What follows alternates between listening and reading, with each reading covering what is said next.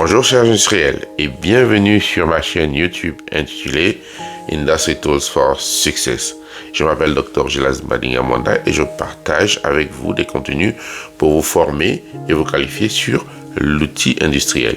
Il y a 4 domaines sur lesquels je m'appesantis, 4 domaines industriels qui sont l'eau, le gaz, l'énergie et les transformations et procédés chimiques et industriels. Vous vous souvenez certainement, la dernière fois, nous avons parlé de l'eau comme première ressource industrielle. Aujourd'hui, nous allons parler du deuxième pilier qui est l'énergie, véritable moteur de notre activité industrielle. Sans énergie, pas de machine, pas de transformation et pas de développement. Et si l'Afrique veut devenir une puissance industrielle, elle doit maîtriser les formes d'énergie et surtout ses ressources d'approvisionnement. Nous allons faire cette vidéo en 4 parties où je vais parler de l'énergie. Donc la première partie, on va parler des formes d'énergie qui existent.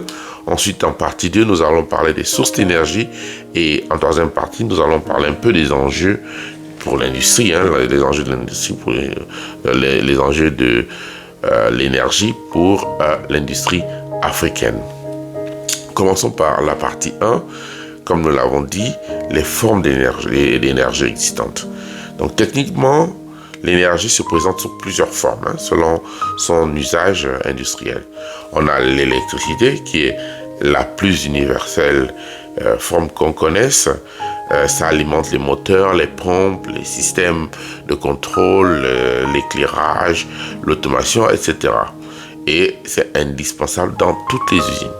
L'électricité est simplement indispensable dans toute usine. Il faut se débrouiller à mettre de l'électricité dans les usines.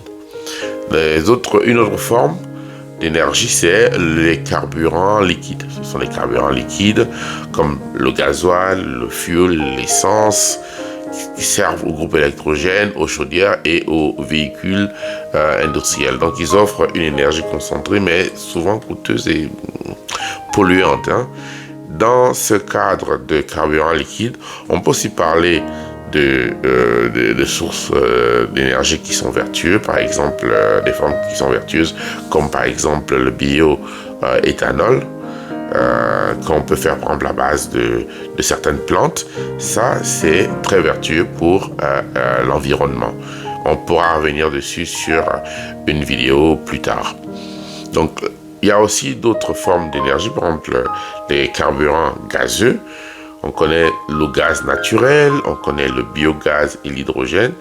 Ils sont là de plus en plus utilisés pour produire de la chaleur, pour faire des vapeurs ou l'électricité même de manière plus propre et plus efficace. Donc, lorsqu'on est sous forme gazeuse, c'est plus propre, c'est plus efficace.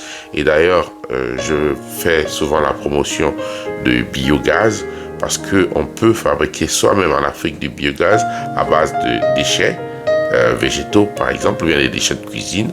Et dans les régions où nous avons beaucoup de soleil et beaucoup d'eau, les cours d'eau, par exemple, même à partir de puits de forage, on peut fabriquer de l'hydrogène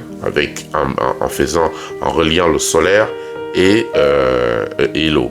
On peut fabriquer de l'hydrogène qui peut être conservé ensuite.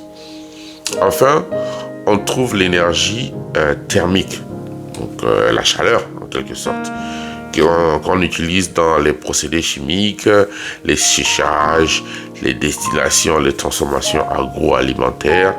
Par rapport à tout ce qui est énergie thermique, moi, il y a une énergie qui me plaît beaucoup, c'est ce qu'on appelle la photothermie, c'est-à-dire qu'à base du soleil, vous pouvez faire de la chaleur, et cette chaleur peut être ensuite transformée en froid.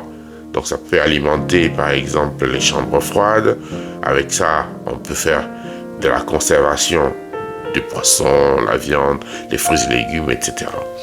Et on peut aussi même fabriquer des glaçons pour des fins qui sont très utiles, surtout dans des zones où on n'a pas accès aux glaçons, où on n'a pas accès à l'électricité. Donc en résumé, l'industrie consomme beaucoup d'énergie sous plusieurs formes physiques qu'il faut choisir selon le procédé, le coût et la disponibilité locale. Donc avant de commencer à vous lancer dans votre industrialisation, pensez à l'eau, comme je l'ai déjà dit avant, pensez à l'énergie, sous quelle forme elle existe localement. Si vous devez aller chercher l'énergie quelque part, veillez à ce qu'elle soit transportée là où vous en avez besoin. Alors, partie 2, on va parler un peu de sources d'énergie. Donc, maintenant, voyons d'où vient l'énergie. En Afrique, comme ailleurs, on distingue deux grandes familles de sources énergétiques. Donc, il y a les fossiles et il y a les renouvelables. Donc, les énergies fossiles, c'est ce que vous connaissez déjà.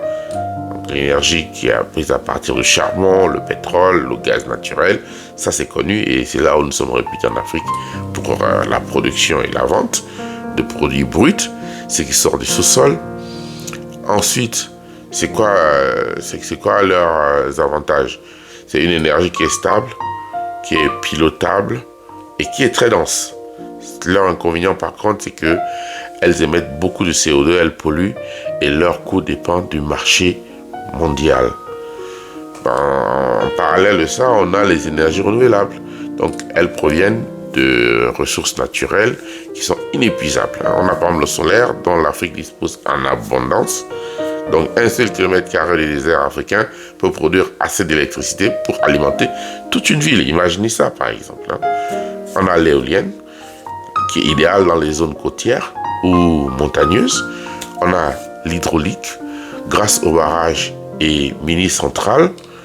Et on a la biomasse, donc tout ce qui vient du bois, des déchets agricoles. On peut en faire donc du biogaz, par exemple. Et tout ça, c'est déjà utilisé dans plusieurs projets agro-industriels dans beaucoup de pays africains. Au Sénégal, au Nigeria, en Afrique du Sud et de plus en plus dans les pays de l'Est aussi de l'Afrique. Donc, ce n'est pas encore vraiment optimisé, mais ce sont des choses sur lesquelles on peut s'appuyer parce que les technologies sont déjà là et elles sont assez standardisées. Donc, ces sources locales, bien exploitées, peuvent offrir à l'Afrique une autonomie complète en énergétique réelle. Une autonomie complètement qui peut faire en sorte que nous puissions sur place développer les industries et les usines. En partie 3, donc, les enjeux. Quels sont les enjeux de l'industrie pour l'Afrique? Eh bien, le vrai défi, à vrai dire, c'est pas de savoir produire l'énergie, mais c'est que on puisse produire l'énergie là où on en a besoin, ou alors qu'on ramène l'énergie là où on en a besoin.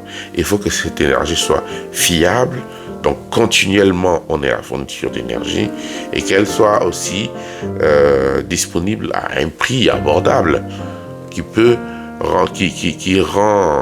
le potentiel de rendre notre usine ou bien notre industrie compétitive. Donc, trop d'usines africaines tournent encore au diesel, faute d'accès au réseau. Or, avec les nouvelles technologies, il est possible dès aujourd'hui d'installer des centrales solaires hybrides combinées avec du stockage, par exemple. On peut faire des mini-réseaux industriels et même des systèmes de cogénération qui produisent à la fois électricité et chaleur. Donc, l'avenir industriel de l'Afrique dépend de sa capacité à diversifier et à sécuriser ses sources d'énergie. Pour conclure, on peut dire que l'énergie, c'est le cœur battant de toute l'industrie. Pour bâtir un continent productif, nous devons investir dans la connaissance, la technologie et la production locale d'énergie.